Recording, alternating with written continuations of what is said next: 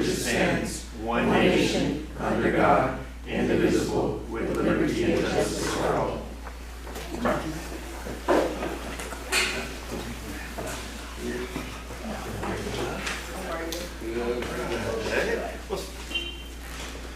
Just in time.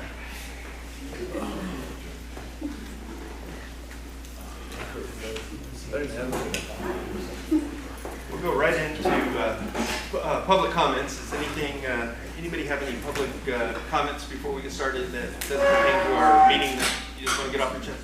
Shall I introduce myself? My name is Joseph Morales. I'm new. We're here about 5 years. I'm my neighbor let me know about this place. An incident happened to my daughter Monday where a guy pulled up next to her, fondling himself. My daughter's 14 years old. She was lucky enough to get a picture of this guy. We filed a police report, but found out that this was happening prior and that the sheriffs locally knew about it because there was prior reports.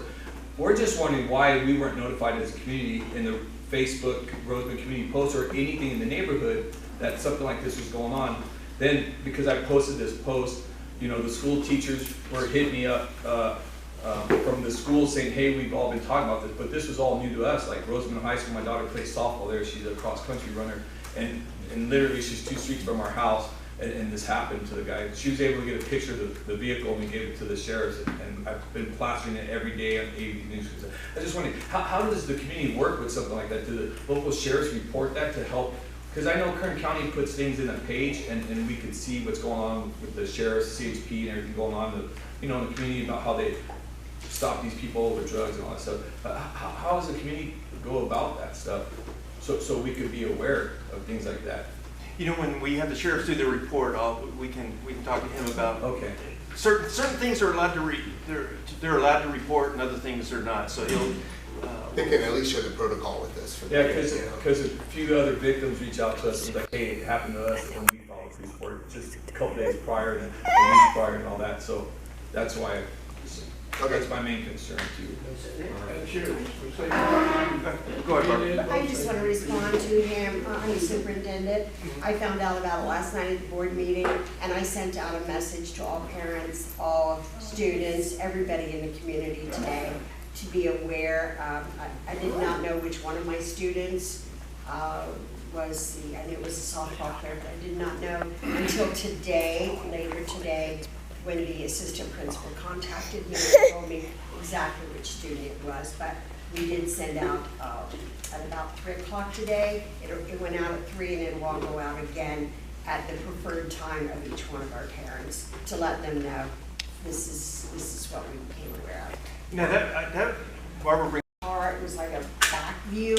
I couldn't make out the license, but it had already stated that the sheriff's department, that this young lady, the softball player at Roseman High, was not the first alleged victim of this, and that the sheriff's office was aware. But to make sure all my parents know, because spring break's coming up and kids might be walking with, I wanted them all to know to be aware that it was allegedly a red Chevy Cruze. Gotcha. All right, sir. I've attended a couple meetings. I wanted to introduce myself. My name is Lester Fusel. I'm with the American Red Cross. I'm with the Kern Eastern Sierra chapter. Our main office is located in Bakersfield. I'm a disaster action team supervisor as well as an agency rep. I cover predominantly the East Kern area. And we actually have quite a footprint throughout this area and in Roseman. There are a few activities that we're involved in. As a matter of fact, just a couple days ago, one of the services we provide with the disaster action team is we respond to residents who become unhoused as a result of a disaster. In most cases, it might be a single family or a multi-family residence. We will send a pair of disaster action team representatives to meet with the resident to determine what needs they might have. We offer support in terms of emotional support, as well medical if necessary, as well spiritual. And we are also able, if they qualify, to provide some financial assistance. As I said just a few days ago, We responded to an incident involving a fire on Roseman Boulevard. It involved two structures. We had 8 clients that we were able to process and able to successfully provide services to. So this is something that we do regularly. So people can call 1-800-RED-CROSS if there is a fire and if they know of people who need assistance, and we will send folks such as myself out to be able to offer assistance to them. Another thing that we do in the community is blood drives, and we have been doing that regularly.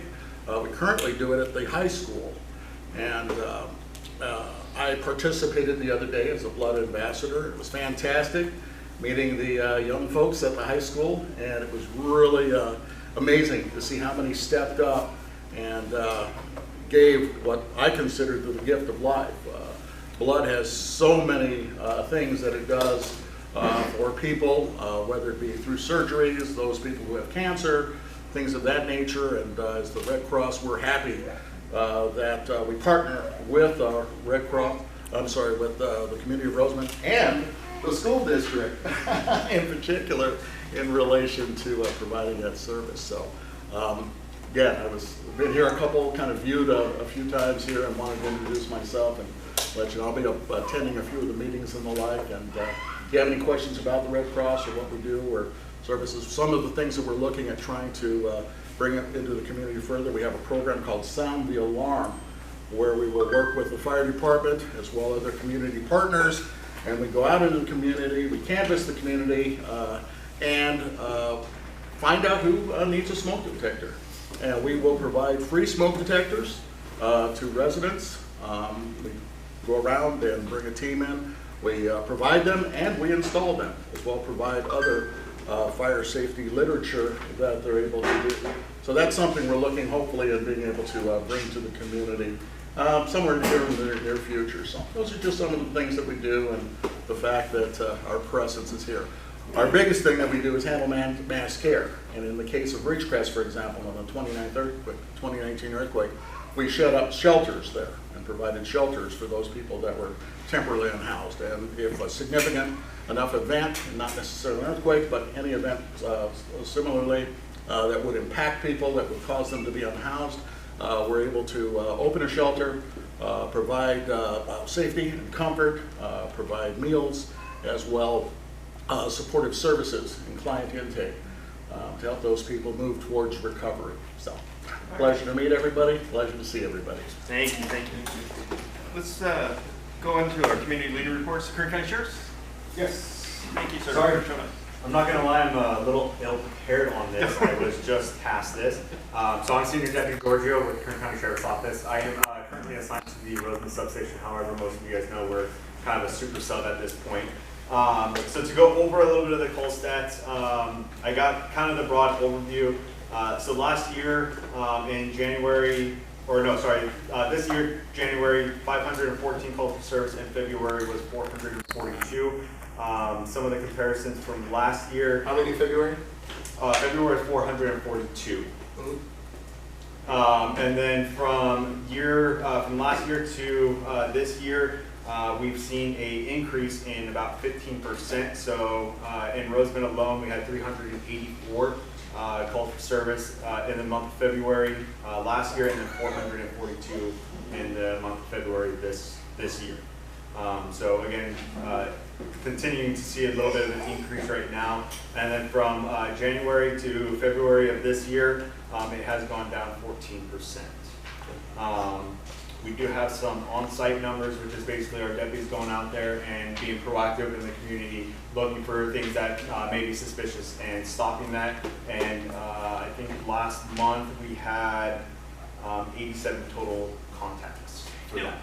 When you guys do an arrest, Yes. LA County soft on crime approach, are we seeing an increase from LA County residents coming into Kern County? And Yeah, we have seen a lot of a big increase of LA County people coming up here, usually committing mostly thefts, and then they get back down to LA County where we can't pursue them anymore, or by the time we get into the area, they're already long gone. But we also have that same problem with our people going down there. A lot of the stolen vehicles that that we recover out here are also from LA County area. So we have our, I guess you could say, our criminals that go down there and then steal or do whatever they do, and then they come back up here to avoid LA County in the same aspect.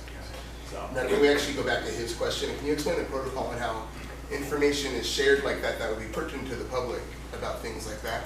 Can you specifically go back over that question? Yeah, so Monday, my daughter was 2 streets from home. She's on the softball team from Rosamond. A car pulled up next to her. He's exposed himself, playing with himself, and asking her to get in the vehicle for a ride. She was able to get a picture. We called a report, and the sheriff informed my wife that they were aware of the situation, that they had prior calls and reports made in the West Park area, and that they were looking for him, but they just didn't have a description of the car, but they had a description of him. Same thing. But no, the community, we didn't know, like this happened weeks prior, like, and the community didn't know nothing about it until I blew up Facebook in the Rosamond community about it, and then I was being messaged by school teachers and just even women that were their husbands or local sheriffs or maybe sheriffs, something like, oh my God, oh, like my husband, you know, to look out. But how do you guys go about like letting the community know when you get something like that? So typically we don't do press releases for that type of stuff. It has to be something like heinous that we're looking for a wanted person or something that we need the public's help. The best way that we actually get information from is most of our deputies have Eye on Rosamond or Eye on Rosamond 2.0, and we frequent that quite a bit, so we can kind of keep an eye on it, because not everything that one person or a victim sees is being relayed to us properly, and then when we locate those same incidents on Eye on Rosamond, we're able to identify vehicles a little bit better, because most of the time there's descriptions from other people, not necessarily the victim, but maybe it's somebody that hasn't come forward. So we absolutely look on that, and we try to, as best as we can, relay information. So it happened on Monday, so that was on the other side of the week is what we call it, because they'll work Sunday, Monday, Tuesday, and then we'll work Wednesday, Thursday, Friday, every other Saturday. So sometimes, most of the time, we try to relay as much information to each other on both sides of the week as possible. That way we can keep an eye out on our side of the week as well. I know we did have an incident, I believe Thursday or Friday of last week. I don't think there was a vehicle description. All we knew was a possible 4-door Chevy vehicle. And that was in the area of Orange and 20, so right down the street. Yeah, I think it's the same one because it's a repeated crime, if you will. Yeah. The first 2 or 3 incidents were the man was supposedly driving a silver vehicle. Okay. And this time it was like a red. Okay. He's doing the same thing, not to be graphic, but we're all adults. He's holding his penis in his hand and Yes. he's holding himself to whoever's walking right by his car, or he drives up to them. I've seen it multiple times on the Eye on Rosamond. And so I know that the citizens are just alerting everyone, keep your eye out, but it's always a man exposing himself to a younger woman. So is that an app or something you guys have?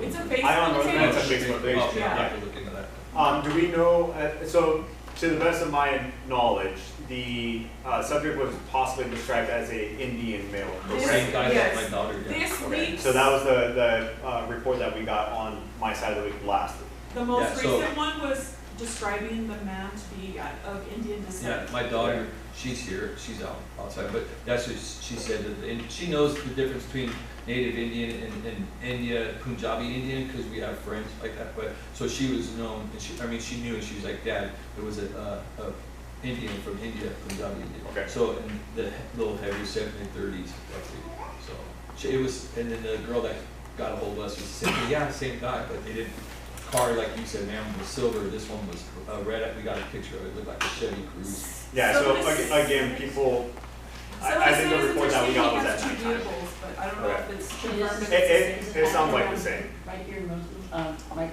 on the street here. No, Oh, further down towards Orange.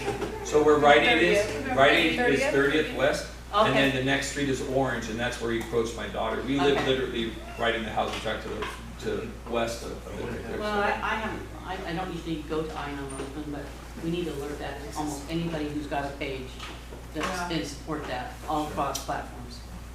Yeah, I think it's interesting because it seems that she's preying on teenager girls, and my first thought was the police will communicate the the school, so they would have some lookout for this guy.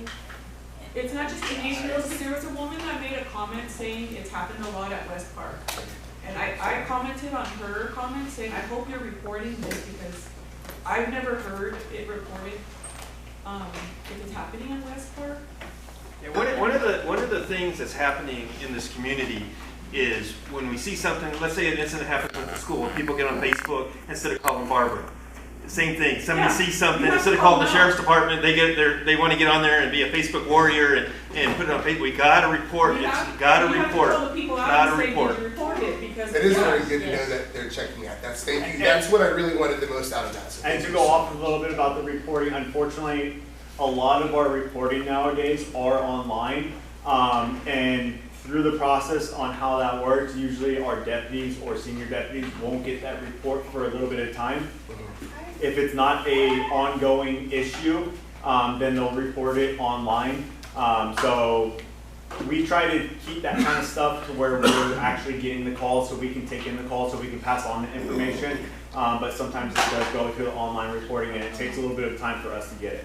But I will definitely, do you know the case number by that or by chance? If we have it at home, yeah. Okay. You said Monday, right? They have it Monday at. What was the address that, it was? Our address. Was that the address that you used for the report? Yes. Okay, what was it? 3010 Per Dot Avenue, PERDOT. Right. Hey, weather extension info, Officer Mauer, why don't you come up then? Sure. So I'll piggyback a little bit off this too. You know, in some of our stuff, people wait to call, or they look up our office phone number and call our office, or, you know, after hours, our office is closed, no one's answering the phone, so we get a call the next morning at 8 o'clock. It's best, you know, see something like this, call 911 immediately and report it. Don't assume that somebody else is reporting it for you, because that happens even with traffic crashes. You know, everybody assumes somebody else is calling, so everybody gets on Facebook, you know, or wants to take a picture. Call 911 first before doing that, so we're aware and we can relay information back and forth, because whether the sheriff's getting a call or we're getting a call, we'll relay information back and forth, you know, if something's happening that needs immediate attention, you know, so just to kind of piggyback. For us, so our stats are a little similar. I don't have exact numbers for us, but I can tell you our enforcement contacts, the first 2 months of this year compared to the first 2 months of last year are up. So that's people that we're stopping or we're taking some enforcement action on. With that, our traffic crashes this year are also increasing slightly compared to last year. But the DUI portion of those is slightly lower than last year, so that's a good thing. However, it's still a leading trend, especially when it involves a fatality. DUI and seatbelts are leading causes this year. So I'm trying to get the message out, don't drink and drive, and make sure everyone is always buckled up, even if you're literally going around the corner, you know, to get your kid from school, buckle up, because it can make a big difference. We're averaging about 2.5 recovered stolen vehicles every week. 2 to 3, so and the same thing, some of them come from LA County, some of them come from, you know, up north. It kind of varies where they're coming from, but either way we're finding them, whether it's through a traffic stop or concerned citizens, somebody calling in saying there's a, you know, suspicious car parked on the street and there's a screwdriver in the ignition. You know, that's a big clue. So that helps when we get those phone calls, and again, a 911 call, hey, there's this car, can you send someone? It's the fastest way to get someone out there. As you all may know, the 14 project, which we have nothing to do with, it's all Lancaster and Antelope Valley, but it's still affecting our area. It wasn't ours. We were told that as of the 20th, which was yesterday, we're supposed to have that crossover. And this is where we're trying to get information out, tell people to slow down, be careful as you're traveling through the area, because starting any day now, they're going to take southbound traffic and cross it over to the northbound side. Yeah. With that, you know, speed limits are going to lower. People are going to have to be careful because going around those curves. We're also told that you're going to lose the Avenue A on and off ramps. So once you pass Roseman Boulevard, there is no off ramp until you get to Avenue H. So keep that in mind and spread the word. That's the Caltrans graphic that we receive from District 7, which oversees LA County. Is that going to be 24/7, or is there? No, that's all the way through the end of the year. So northbound traffic is unaffected. It's 2 lanes. All the on and off ramps are open on the northbound side. It's just southbound. So if you're traveling south, once you pass Roseman, you're committed to Avenue H, which is where the fairgrounds are. And it's not just, it's I've not seen gonna be, people motorcycles, policemen down there writing tickets. Yeah, yeah. not just at night, all day, every 24/7, day. yeah. until the Because end they're of the gonna day. completely demolish the southbound lanes Wow. and repave them. Are So they there'll making be no 3 lanes southbound. on each side? I couldn't tell you that. That's a Caltrans LA County question. If you're coming. There's a graphics on, several Yeah, we should, Facebook page that tells you that. yeah, and we shared a video earlier this week just to give people an idea to kind of slow down and be careful, be cognizant as you're driving through the area. And then to continue that, the plan is in 2025 to reverse that. So in 2025, you'll lose your on and off ramps coming north from Avenue H up to Roseman Boulevard. So, I had a question. Like, we moved here in 2019, and it seems like the same spot every time on the 14 freeway head to Lancaster. Someone always veers off the side of the freeway at the same spot every time, huh? Is there like just, is it just not paying attention and going off, or just a lot of it's coincidental to the same inattention. spot all the A time? lot of it's inattention, and then you get a slight curve in the road, and a car goes straight. So a lot of it has to do with inattention, being under the influence. I know I mentioned DUIs are slightly down, but still a leading cause of crashes, especially fatalities. But inattention, man. Everybody's on their phone. You know, they want to do this or that. They're eating, they're drinking, they're playing with their radio station. They're doing all kinds of stuff, and just not paying attention. And it's so easy. You know, those lanes are 10 to 12 feet. You know, let your car drift a couple feet, and then you're off, and then you're just hold on. It seemed like every week the car was off the road, so. Yeah, be cognizant, you know, we encourage everybody, when you're driving, make sure you're paying attention, looking around. High visual horizon, look far up ahead, make sure you're looking in your rearview mirrors, so you see those cars that are catching up to you fast, move out of the way. Please don't flip them off, flash your lights, or engage them, okay? That only encourages road rage, which is, be patient, and let's all get home safely. Thank you. Yeah, while we're still on the law enforcement, the CHP and sheriff, I think it was last summer we had some issues with the dispatchers. I reached out to Sergeant Mountjoy and he took care of it. If you not get the answer you want with dispatch, and if it's late at night, wait till the next day and call the sergeant at the substation and relay your concerns to the sergeant or the senior deputy at the substation. The dispatchers are not the last word on what happens and how the call's handled. So if you don't feel like you're getting the service you need, or you're not getting your point across, or they're not understanding, just reach out to the substation the next day, or if it's early in the day, reach out. And Yeah. Is there a number to that, or is it just a Mojave station? is it 3110? What is it? It's is it 36? For 361, 31. For a dispatch? Or for they could get a hold of the sub. Would they just call the dispatch and be transferred to the station, or? Yeah, you can, or I believe our direct number for the Mojave substation is 661-824. Yeah, we have that one. 7114. Okay. I believe. 824-7111. Yeah, we have the Mojave. Okay. I believe. It used to be 861-3110, but I think that's just totally administrative. All right, Carlo from the 861-3110 goes straight to our dispatchers. Oh, is So it? it gives you our dispatchers without calling 911 if it's a non-emergency. All right, Carlo, Assemblyman Lackey's office. Hi, good evening. First thing, I gotta apologize, there was traffic. Guess what, on the 14th. I know. Don't believe it. Oh, but, you know, it's hard to believe. I've got the word from the assemblyman that that project's gonna go till the end of 25 almost, I think. It's, 20 miles, 26 miles, yeah, it's all. So cheerful. Fire me, I'm really open to that, after all that traffic, why not? But the other thing is the assemblyman is, he's up in Sacramento. He was up in Sacramento. I think this week he starts his spring break, which is like 1 week off. But in Sacramento, they've started the legislative stuff.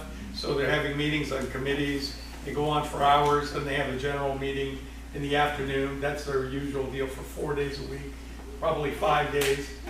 And he flies back Friday night, takes off Sunday night, goes back to Sacramento Sunday night. So he's pretty busy, and if he gets a chance, he has been seen around the district. He went to Victorville last 2 weekends ago. Last Saturday, he was over in Pachamont Square, Palmdale, and up here in Rosamond at I think it was a girls' CIF. Yeah, the CIF championship. So he can be seen. I only see him for a little while. He just said, well, it's 11:30, I'll see ya. Boom, he's just gone. But that shouldn't stop any of you guys if you have any questions about bills. And there are over 1,000 of them, so you might find some that are good, please let us know. If you might find a lot that aren't so good, please let us know. You can do that by sending me an email. I've got my cards, I'll leave some more here. Or you can call our office directly, 661-267-7636, all right? 661-267-7636. We get a lot of calls, usually from California City and Mojave, not so many from Rosamond, so you guys are falling behind. What else is there? If there's anything we can help you, especially in regards to the District 7 of Caltrans, give us also a call. We're going to ask for an authorization form if we assist you, but we'll try our best. And if it's not a state issue, it's not a state department, we'll get somebody. We'll direct you to the right department. And there's a good instance. There was a guy in Lancaster. He got a ticket for crossing a bridge illegally in San Rafael. And it took 3 or 4 weeks of us calling and asking to find out what the right procedure is. And within 3 weeks it was cleared up. But at first he was floored. He was fit to be tied. He said, this is the second time in 2 years that the same company, I guess somebody has a car that looks like his. Colonel, one of the things is with it getting hot. But we can help you with that too. With it getting hot, Yes. and I talked to a manager at the East Kern Economic, one of the managers at Edison, a new surcharge based on your income. He didn't think it was going to pass. I know a lot of people are rescinding. What are you hearing on that? Does that look like it's dead in the water now? Or? Well, it's one of those things that you can call up and let us know what your opinion is. You're going to have to leave your name, some contact information, and just a couple of words of, I heard this bill, I don't like it. Here's why, and just make it short and sweet. You can do that on an email if you're afraid to talk, or if nobody's there at the office. But yeah, there's a lot of bills like that. That's an interesting one. The other one that's going to come up is insurance, but wait till later on this year. I think everybody's going to wait till the election's over, and then they'll go and say, "Oh, we got to fix insurance." That's a lot of bills. Is somebody like you going to take care of all of them for me? Which, all your bills? Well, let them know what they are, you know? So every day I go home, my wife complains about Avenue A, so I'm kind of glad you're both here standing next to each other. Who's responsible for repaving Avenue A? With the increased traffic on the freeway, it's going to increase the traffic on that half a mile on Avenue A, all the way to 60th Street, actually. Yeah. And the road's trash. Right. Oh, yeah, no, So, I've been on it, yeah. Is it you that I emailed? Our gas you? increase was supposed to pay for that. I don't. It starts off with the county. Yeah, it's Kern County, and So, I was not aware, but thank you yeah. for bringing that to my It starts off attention. with I mean, I'm just thinking, like, with the traffic, the road's going to be trash. Yeah, it can't handle. And it's already bad thing. No, I happen to see the guys, they're really good about coming filling in the potholes. Avenue A is terrible, but what the material they're using, within 2 or 3 days, it's back to a pothole. Yeah. So they said they were gonna send an inspector out to Yeah. look at, all they can do is fill the potholes, they can't repair Yeah, the road. that's- Yeah. You know, so we're just. Yeah, it depends on the contracting stuff, yeah. And then, of course, we'll 60th Street next, that 60th Street's going to see increased traffic, so it's going to need to be inspected pretty quickly. Okay. So how I tell people to find out when they come from Lancaster, so when the road starts to turn like crap, Yes. and that's a true thing. Oddly enough, when you're coming from Orange County to LA, South of Avenue Yeah. beautiful. Yeah, it's gonna have to And you hit Avenue A, and there's no center dots or nothing. Yeah, That's a good that's question. All right, hey, thank you, Good Carlos. question, thank you very much. Also, I want to talk to you later about the same thing. Yeah. Sure. And remember, if you need the card, I got a whole bunch of them, all right? Take one. All right, Karen. Okay. Carla, don't you want to just say what you're I might get beat up after that. No. So again, I'm Karen with Supervisor Scrivener's office, Kern County District 2, and I apologize for my late arrival. I was having some meeting time and meal with Fran. There's a lot of things going on in Rosamond, and that's good. So in no particular order, The roads in Rosemont that are on the county's radar for repair are on schedule to be repaired. It just takes a while. The money's there. Public Works has it on schedule. Some of it will begin soon. Some of it will begin in 2025. So that's the best news I can give you on that. There is a household hazardous, no. Thank you. Bulky waste pickup by bulky waste event by Waste Management. And it was requested that we ask the county if they can do a household hazardous waste collection at the same time. I have found out that all of the household hazardous waste events are scheduled through June. Those are the ones that are in the budget. When the new budget comes up, then they will work to get household hazardous waste events for Rosemont. Right now, there's not anything in the budget for it, but the county knows about it, and hopefully they can respond to that and provide that household hazardous waste event. Regarding the pool, the Rosemont Community Pool, the pool will be free to the public again this year.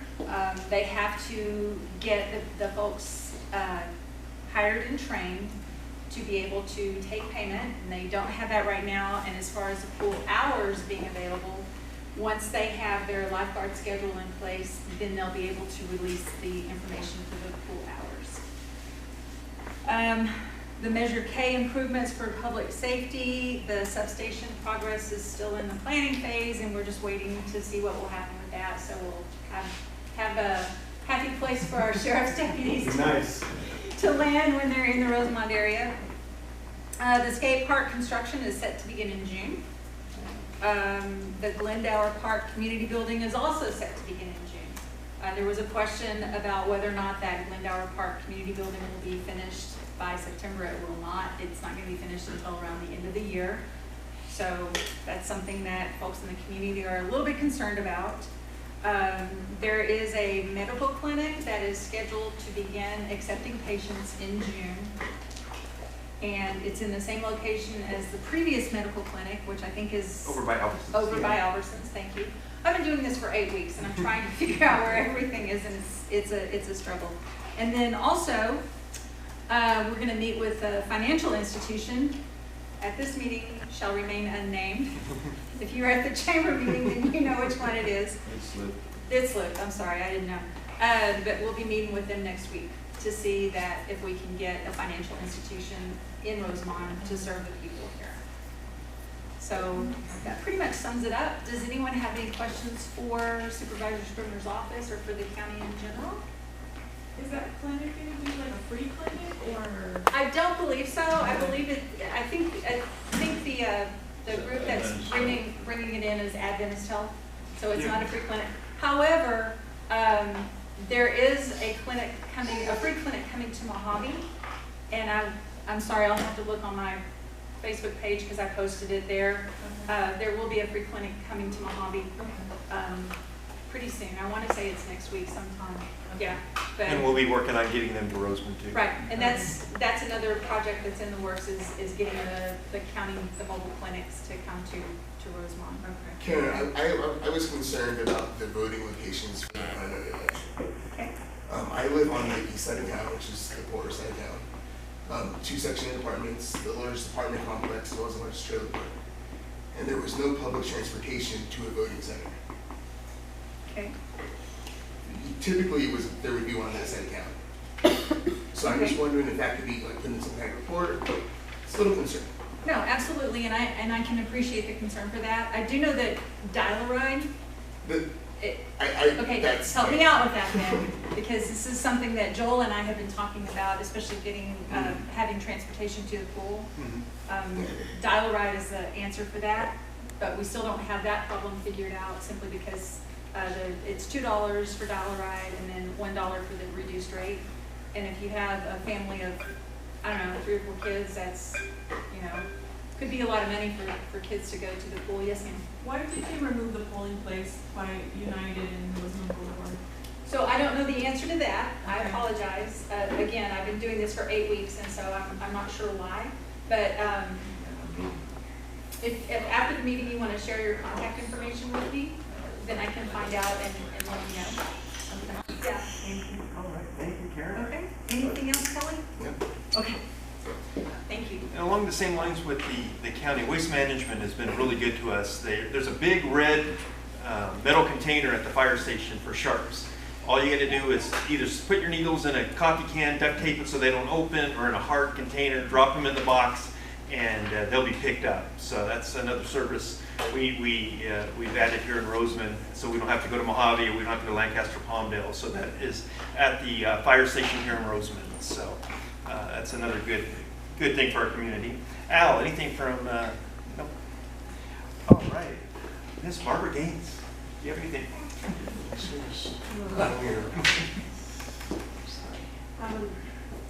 Good evening, everyone.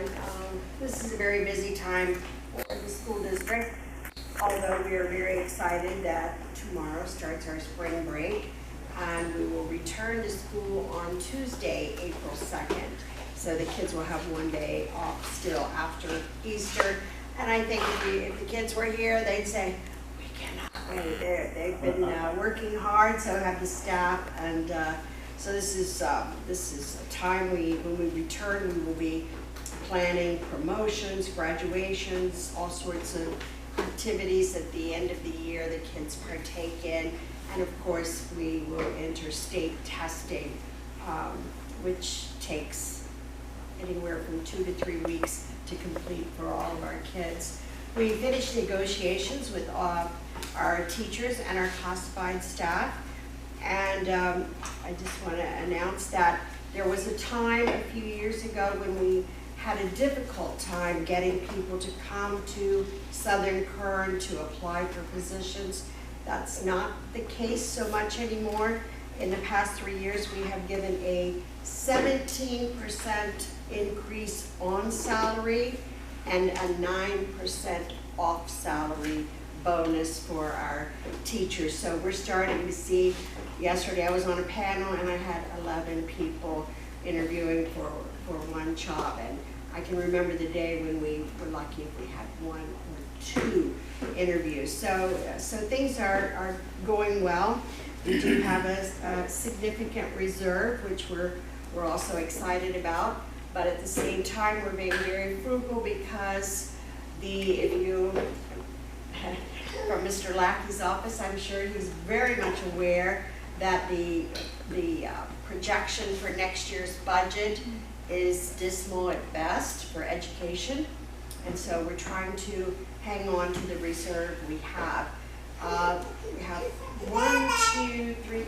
4 construction projects going on. If you've been down past Roseman, on Roseman Boulevard down to Tropico, you will see that project is coming along really well.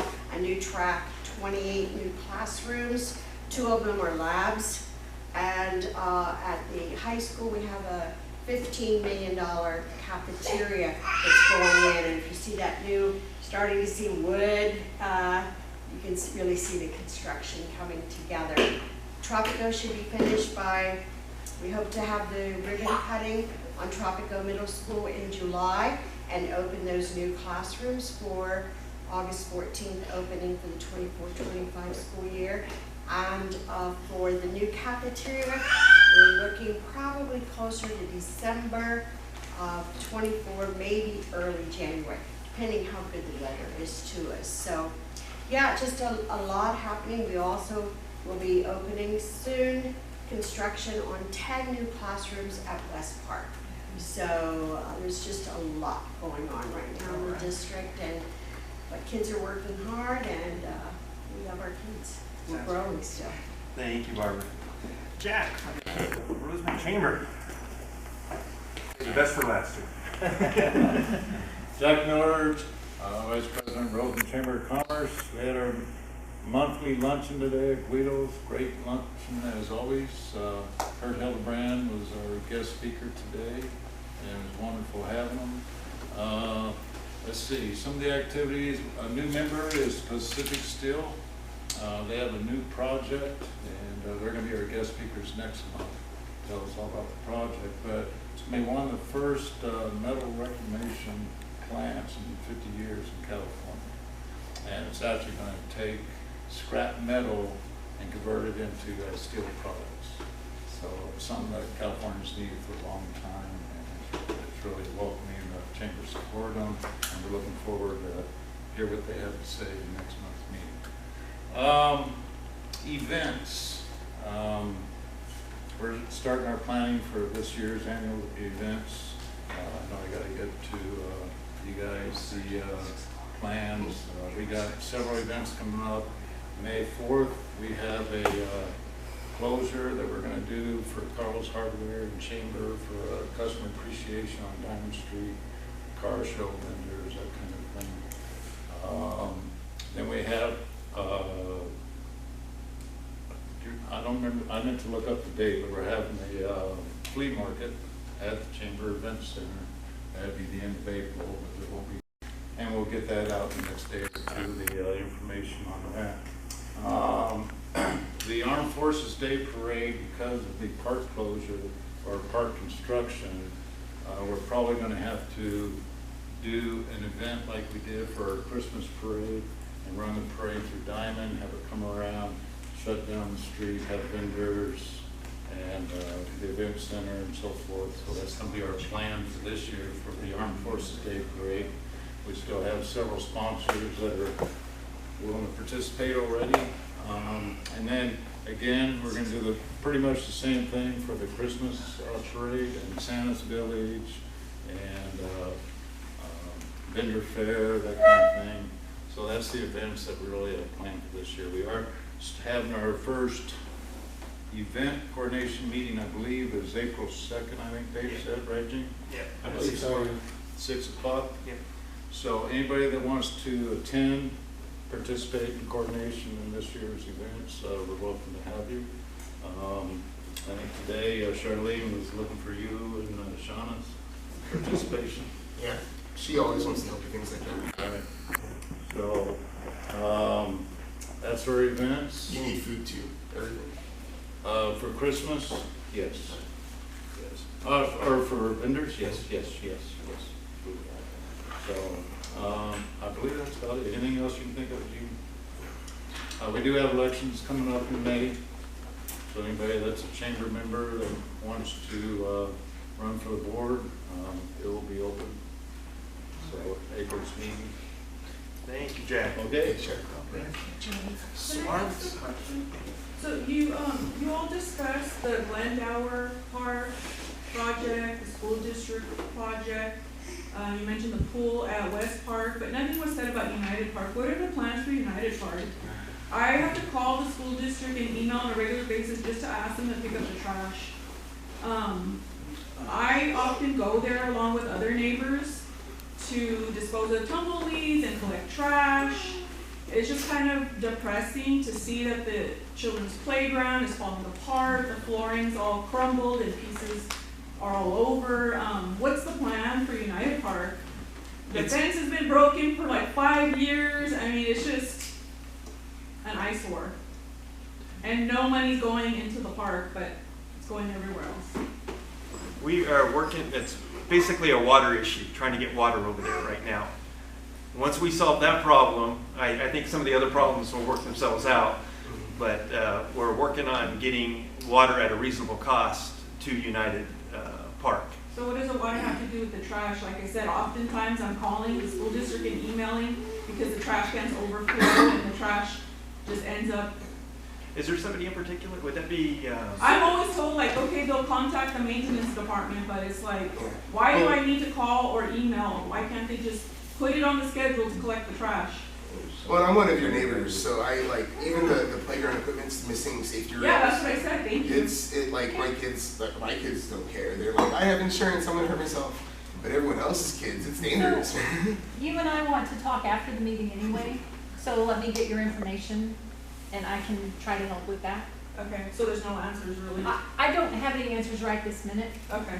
Like I said, I've been doing this for 8 weeks and I'm trying to get up to speed with everything. Okay. This is actually the first time I've heard anything about United Park. Wow. Well, I mean, I think the United Street Park is owned by the school district. She's new, so she's not familiar with Yeah, that's what she's okay. trying to say. thank you. I don't, I'm so yeah, let me sorry. take that off your hands, that's you. our issue. And I don't wanna beat a dead horse, but Over 5 years ago, Southern Kern Unified School District was under receivership to Kern County. They were $5 million in debt when I came on board. The park had been watered to the tune, I was told, it cost $100,000 for 1 year of watering. The Kern County said, no way are you spending $100,000 to water that park. I could barely give my teachers $100 for a year. So obviously since then we have made growth and progress. I can tell you that every time Fran has called me personally about a park issue there, we're on it. So I'm not sure who you're calling. I suggest if I were you, I'd call my office. I do. Well, it's not getting to me. Oh, it is, because I also email the girl that I talk to on the phone, and I always CC you. But what does the water have to do with the trash being collected, the fence being fixed, the playground material falling apart? And there's a woman in my neighborhood that actually removes all the tumbleweeds. Why can't they at least hire a landscaper, a gardener to do that? Well, we have a very small grounds and maintenance staff. I have 6 schools and a small grounds and maintenance staff. It's all I can do to keep my schools in the condition that I really would like them to be in. And even sometimes as I visit schools, I'll notice they may need a pressure washing or something. I'm gonna be brutally honest. I have no emails from anyone about United Park in literally months. I can show you. Yeah, please, because are you sure I'm Barbara Gaines? I don't know. Yeah. Yeah, I would like to see those emails because I usually get everything from Fran and we're right on it. Okay. I'll make sure you're the right Barbara. Let me check Yes, this one. please. And Joe, I just wanted to say if you'll give me one more second, I just wanted to share a good thing. 5 years ago, I was made aware that we had a varsity softball scoreboard in storage, brand new.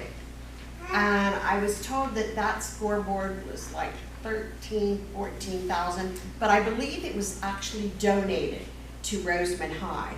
So 5 years have gone by, and I'm very, very excited to say that we finally, this year, went through Department of State architect. It cost us $80,000 to hang a $13,000 scoreboard, but it's beautiful and it's up there. All right. And I was worried sick because I thought, oh, if we don't do it the right way, it could end up going airborne over at Albertsons or something. So we went through this architects and it's there, and now the girls varsity softball have a beautiful scoreboard. And I'm just really excited. Lights up and all that good stuff. They never had that, huh? They have not. Right. There was even a fence. Was there even a fence there now? Like for the outside?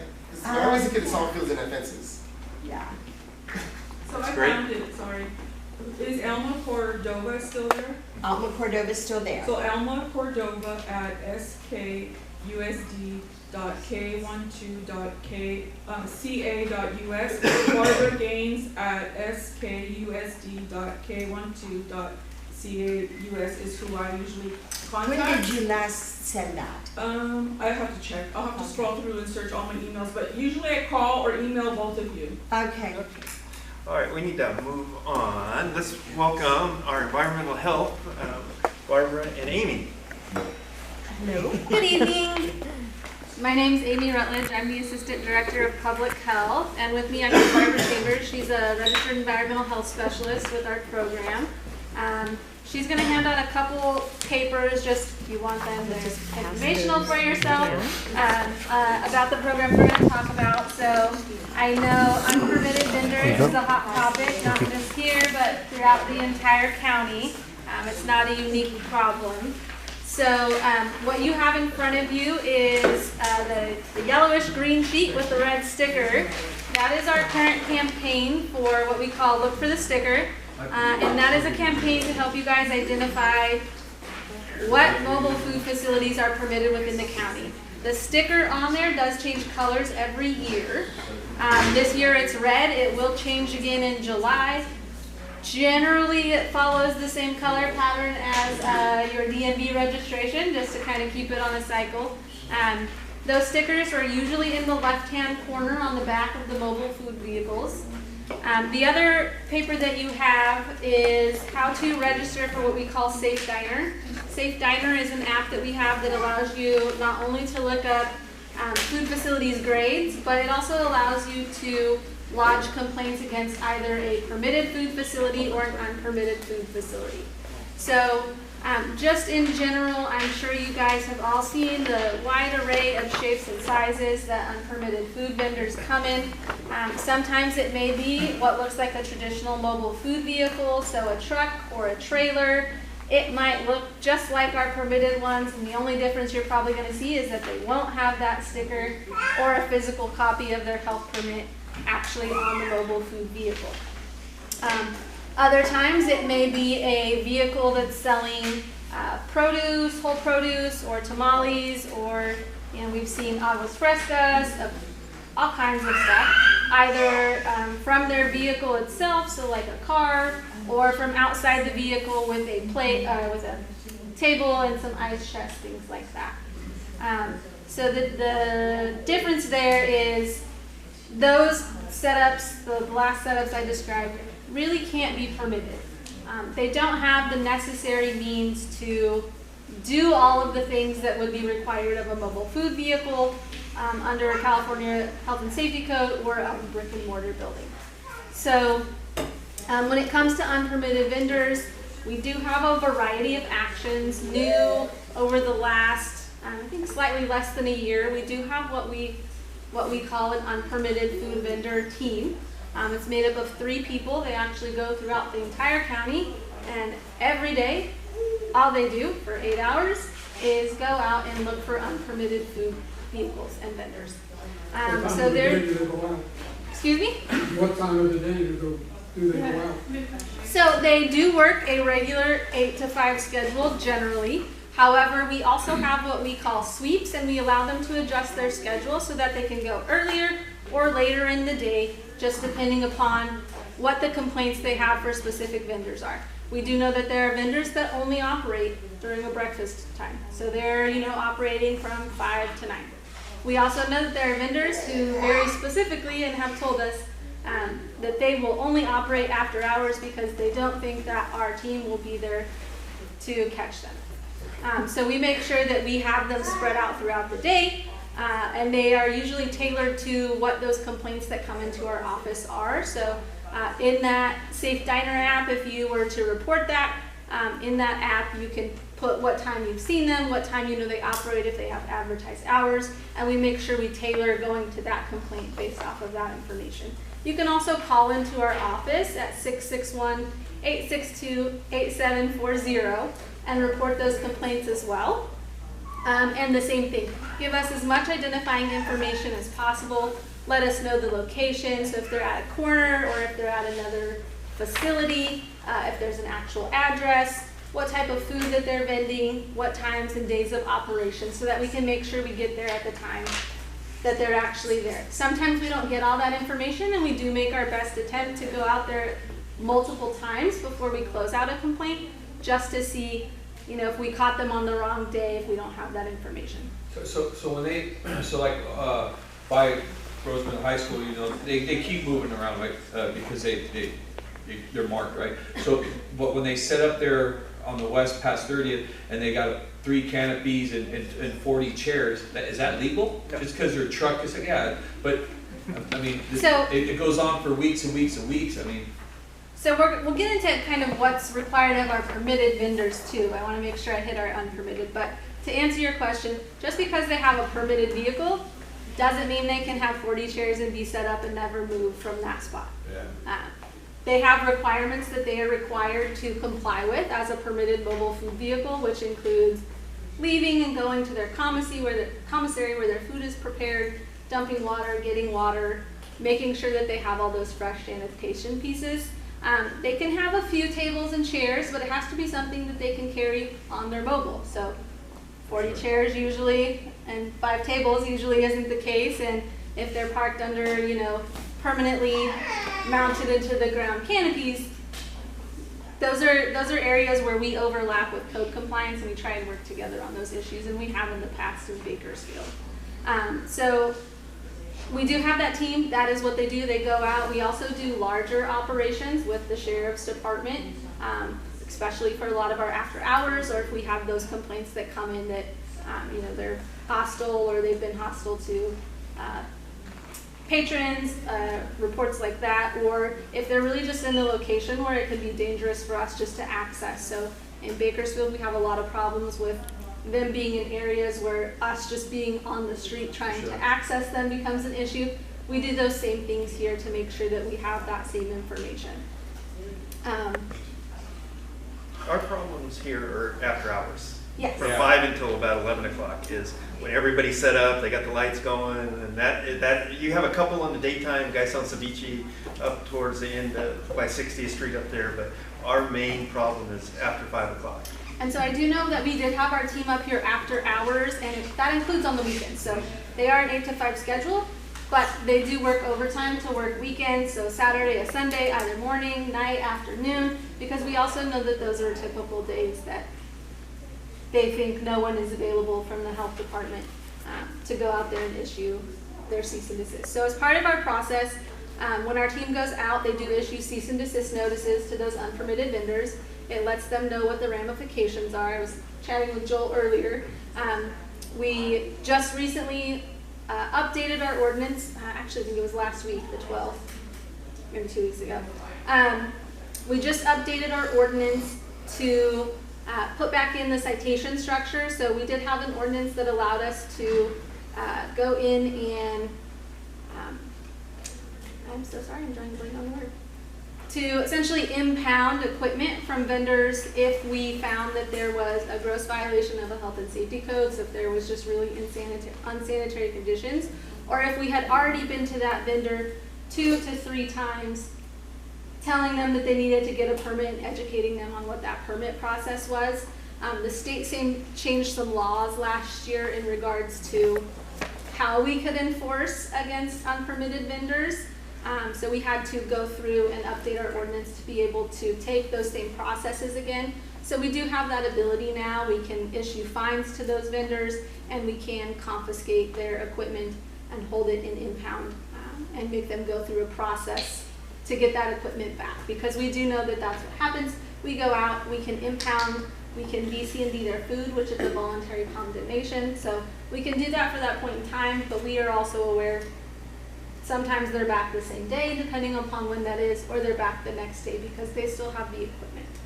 Taking the food is obviously usually a financial hit, but not as much of a financial hit as if the equipment is confiscated. So that will be our approach once again. Like I said, we just got that passed. So that'll be our approach as we go through. We'll have the ability to fine, and we have that ability to confiscate their equipment and make them go through a hearing process with the ultimate goal of being able to permit these vendors. We do understand there's some that, you know, how they're currently set up, it is not going to be a very easy process for them to get permitted, but we can work with them to get permitted. We have had success with that in the past where we have gone out and we've done that enforcement and we've actually walked them through the permit process and they have successful permitted businesses now. So that's kind of our enforcement process and piece. The important part here is please report those unpermitted vendors to us.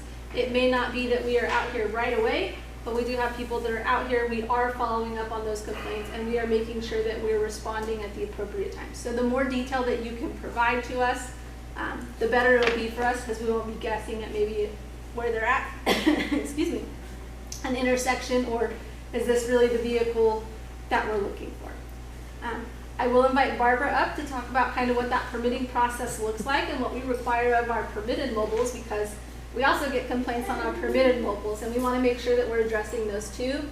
Just because they're permitted and have that sticker doesn't necessarily mean that they're doing everything they're supposed to, but it's definitely a first step, good indicator that they at least know what they're supposed to do.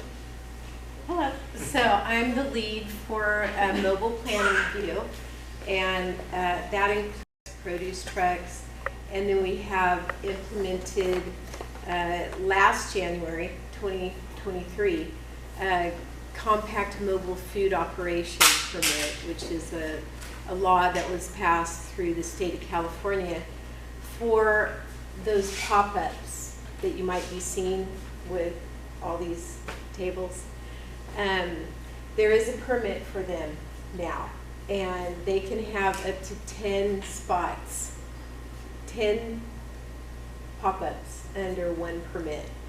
But I mean, there are rules and regulations that they have to go through. Not as extensive as a mobile food truck for obvious reasons, but you know, they have to file a plan review. So they fill out an application, same with the mobile food truck, and it goes through a reviewing process, which I or people on my team, I have 3 other people on my team that we kind of, you know, divvy out the permitting or the plan review applications, you know, within their skill level and that type of thing. But for the mobile application, it's a pretty extensive process. You know, they turn their application in, I review it, and I need to get back with them within 20 days. It's a 20-day turnaround, and we go specifically by the California Retail Food Code and what's required for the interior and exterior of a mobile facility, as well as the compact mobile. They don't necessarily have an exterior, but for what they have to have provided for their pop-up area. And if they need something, if they don't have the right equipment, or if it's not set up right, through the process we will write them a compliance letter, and that states the things that they need to correct, and then they respond with the resubmittal. And you know, sometimes it goes back and forth, you know, like 3 times. After the 3rd time, it's like, bring your truck in, I'm going to walk you through this. You know, it could be a language barrier, or, you know, if they're doing everything themselves, they don't have a builder, they're just not understanding it. So, you know, sometimes face-to-face is better. So I had that happen. Anyway, so after they're approved, then they have to come in for a final inspection so that we make sure that everything that they said were in the plans that were approved is actually what's on the truck, or the equipment that they're going to use for their compact mobile food. We go through that inspection, they pass it. So it's an extensive process, and a lot of people, I have a stack of permit or not permit, but plan review applications, probably this high of people that have gotten to a certain point and they stop. I mean, it's about an $800 fee just to open the application, you know, for me to review it. So I'm always sending, about every other month I'll send an update request to, you know, see where they are in the process. You know, some people don't have the money, and unfortunately they're going out there doing the food vending anyway. And then, you know, they'll get caught and say, well, I'm in the process of getting my, you know, truck permitted, but actually, you know, they dropped the ball. So there are food trucks out there that you guys need to keep your eyes open for us, because you're our eyes and ears. And if they don't have that sticker in the upper, on the driver's side in the back, that says their license plate number and the year, and this year it's an orange sticker, next year, you know, after July 1st, it'll be a different color, then call us, because either, you know, they didn't renew their permit from last year, or there could be something, you know, because they have to have a commissary that they go to, and if they're in one location for longer than 1 hour, they're supposed to have a restroom authorization, which is an agreement. Say they're in front of Chevron, it's an agreement with Chevron that their employees that work on the truck can use their restroom. If they're in one location for longer than an hour, which some of these trucks are somewhere where they're not even close to a restroom, you know, then they're in violation of their permit. And, you know, we can't just go out and say, like, I got a call the other day where a guy said, oh, I want to revoke my restroom authorization because the truck is generating a lot of people that are coming to eat, and those people want to use my restroom. He goes, so I want to revoke my restroom authorization. So I went out there and talked to him, and I said, really? The truck's not in violation. They're where they're supposed to be. And you don't like it. I can't enforce something on them and say, well, this guy wants to kick you off his property. You have to talk to them. Now, if he tells them to leave, and they leave and they don't contact us and let us know where they're going to be, a change in their itinerary and a change in their restroom authorization, now we can go. But I can't just go, oh, get out of here. That guy doesn't want you here anymore. And so this is where, like, just because they have that sticker doesn't necessarily mean all is good. So if you're seeing someone, way out on 60th and the only thing around is a house, and you see him when you go to work at 8 and you see him when you go back home at 5, chances are they're probably in violation of their permit because they don't have a restroom authorization. Our restroom authorizations have to be at commercial facilities, so it can't be somebody's house or somebody's neighbor. It can't be a porta potty. And it can't be a porta potty. And with those facilities, we're making sure that they have those sanitation pieces in place, just like we would at a brick and mortar where we require them to have hand wash stations and soap and hot water and a place to use the restroom. Those mobiles have to have those same features unless they're truly a mobile. So, the ice cream trucks are usually driving around. They might not have those restroom authorizations, but those others that you're talking about that are really parked there and stationary, and they're there generally longer than an hour, those are the ones where we want to make sure and we want to follow up that they're utilizing their commissary, because sometimes when they're not using their commissary, it comes with other problems. They're dumping their grease or their wastewater or their trash, or they're storing things at home that they shouldn't be.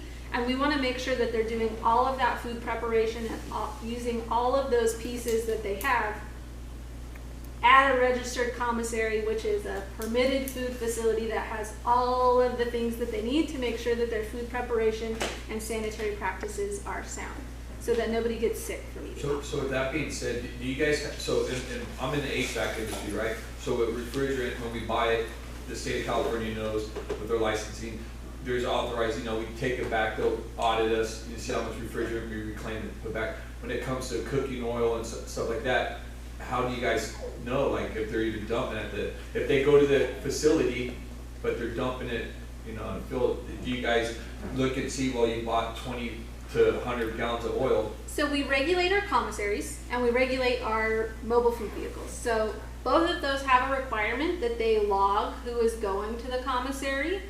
So the commissary is required to say, these are all my people that came in on these days and this is what they did.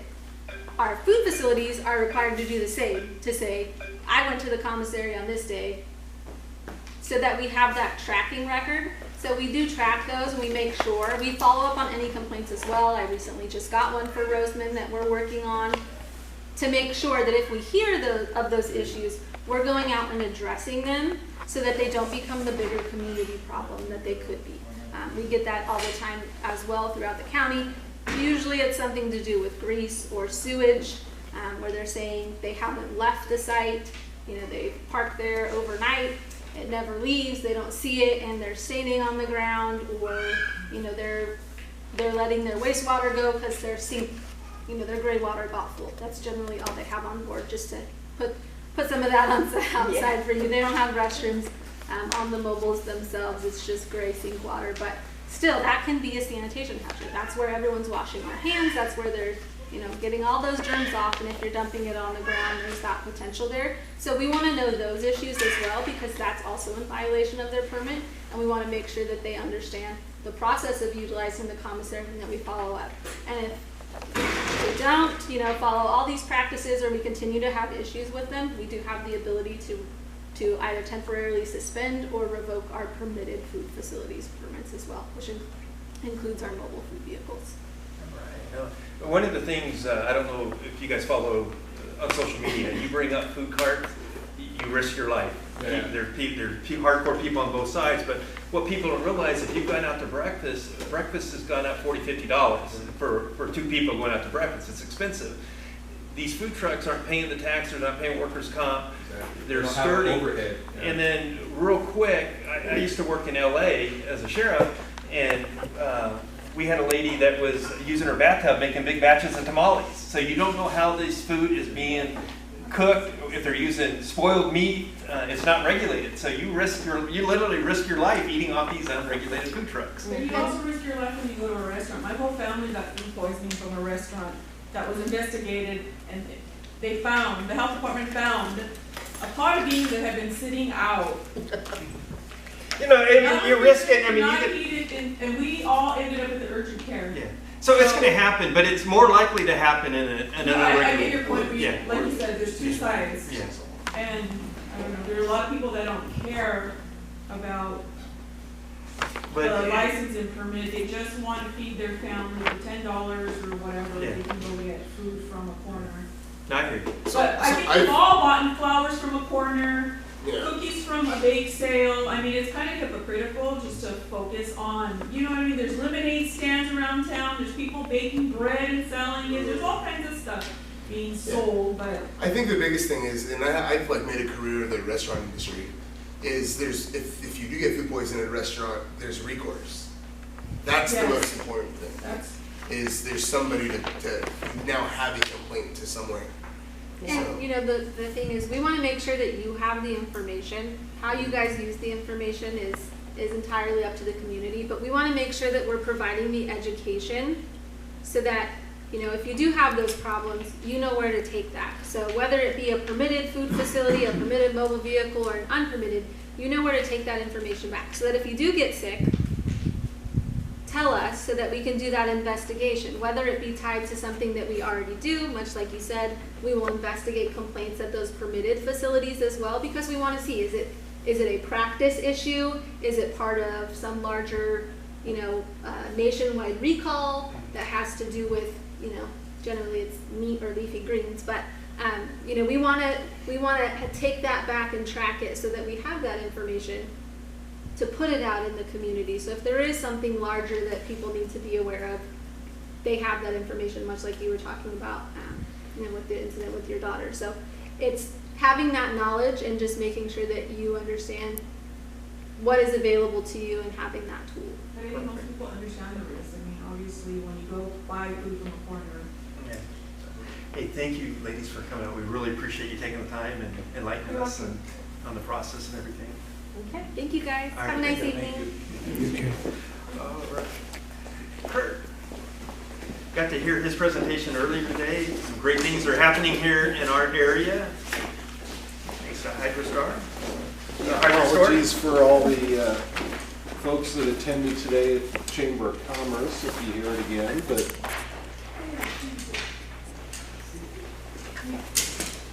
well, maybe you won't.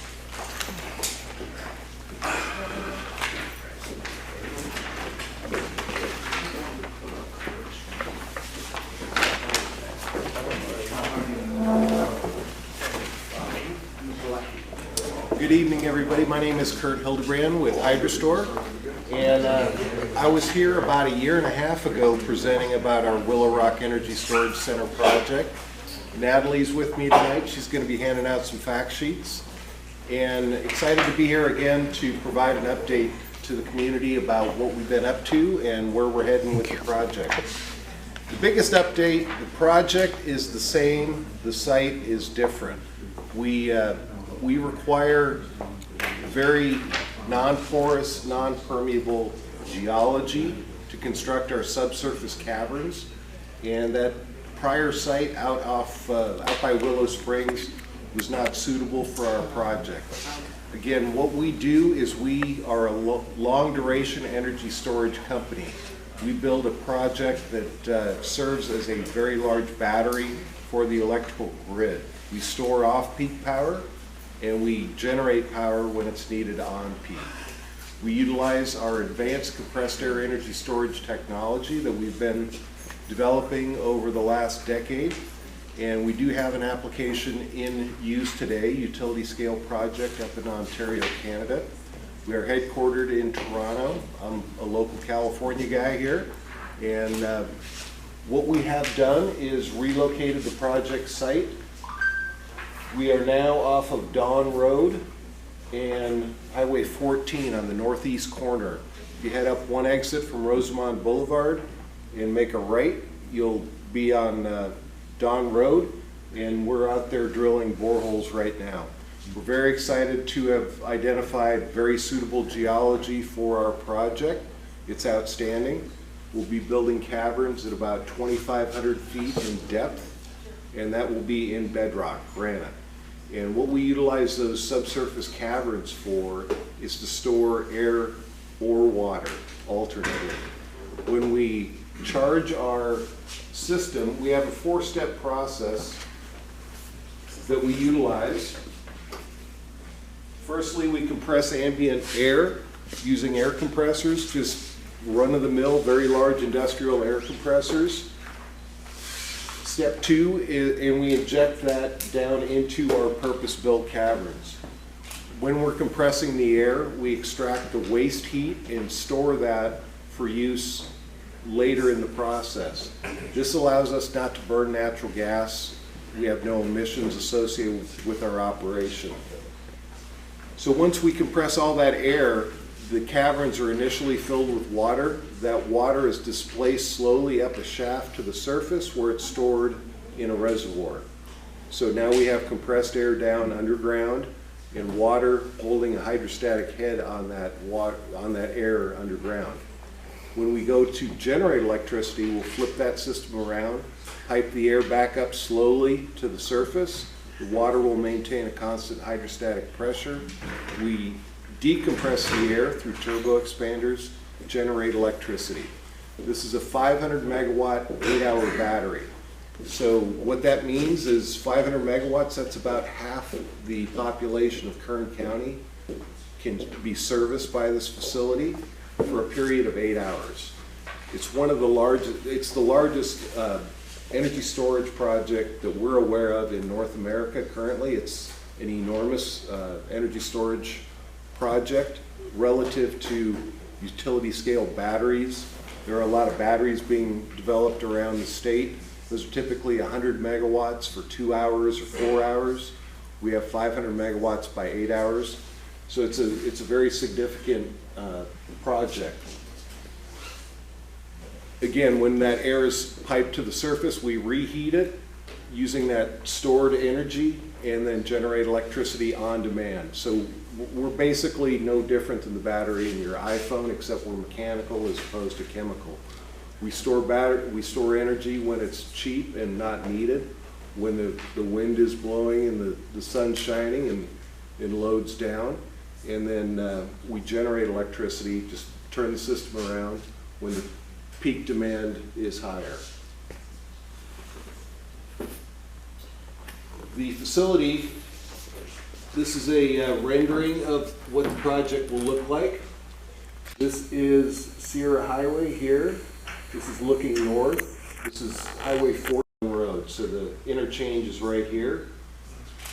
The facility will consist of 4 different blocks of turbo expanders and generators and compressors. These are each 125 megawatts in size. These are air-cooled condensers, and the spherical tanks that look mysterious, they're just insulated water tanks. That's where we store our waste heat. We just utilize water as our working fluid for that. It is a very simplistic process. We use air, gravity, and water. We do not have greenhouse gas emissions. And we just filed our supplemental application for certification with the California Energy Commission earlier this month. We're kicking off a 1-year review process with them, and we are hopeful to receive our approvals. We're working closely with Kern County as well, looking to receive approvals in about a year's time from now, Q1 of next year. We have a 4.5-year construction cycle for the facility. We do have some, again, another locational map, Mojave, Rosamond, Dawn Road here. Just some general data points for the project. We do have site control for the facility. Unlike batteries that have to be replaced about every 10 years, more often in your phone. But nonetheless, we have a facility that will not need to be replaced. It doesn't decline in its output like chemical batteries do. We have a 50-year lifespan. We need about 11 to 1,200 acre feet initially, half of that for construction, half of that to charge our reservoir. And then when we operate, we actually have a water surplus. We produce water out of thin air. When we compress ambient air, we have a positive surplus of fresh water at the end of the year. We are interconnecting to the Antelope Valley East Kern Water Agency pipeline. It actually runs, they have a 36-inch line that runs right through here. So that we're not going to be using any groundwater, not drilling any groundwater wells for the facility. Again, the geology is granite. Cavern volume, it's going to be about 2,500 feet below surface. We're going to construct this out of bedrock and granite. It'll have a volume of about 1 million cubic yards, which is a football field by a football field by a football field cubed. So it's big, but it's not unimaginably large. Our waste rock will be hauled up to Holiday Rock, where we'll utilize that for their processes. We'll meet all ambient noise requirements. We do not have any nearby residents. This is a very lightly populated area out here off of Don Road, again east of Highway 14. All equipment will be at or below 100 feet, and again, we have no hydrocarbon emissions. We don't burn natural gas for our operation. Some of the benefits to the local community, we expect the project to cost about $1.5 billion, so it's a very significant investment indeed. We have about a 4.5-year construction cycle, as I mentioned. We expect an average workforce of 250 workers during that time frame, peak workforce of about 700, and 2 million man-hours of construction required, which is a very significant project in terms of power generation facilities. 25 to 40 full-time O&M positions. We expect fiscal benefits on the order of $500 million or more over the life cycle for the community in direct and indirect economic impacts. We are not subject to property tax exemptions like a lot of our solar friends are, so we will be paying property taxes, and we're very committed to working closely with Kern County, Rosamond, the local community to seek input. We have a very public review process through the California Energy Commission. They're extremely thorough.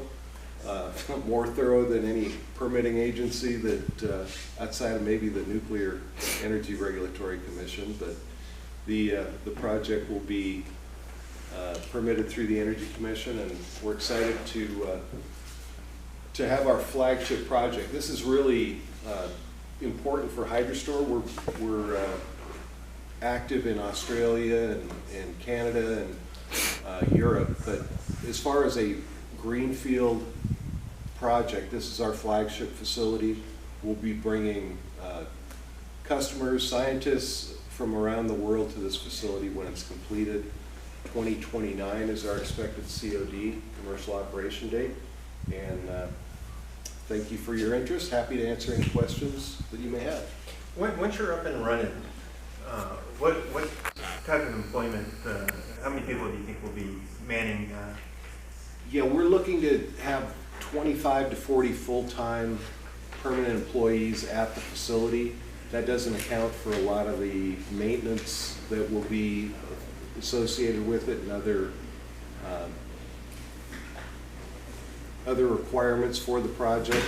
We're not a steel mill where I understand they're going to have upwards of 400 permanent positions, but we're looking at 25 to 40. Yeah, one of the bigger employers there, even at that. Yeah, they're family wage positions. Yeah. All right. No, hey, thank you for coming out. All right, thank you. All right. Hey, thank you everybody for coming tonight. Thank you.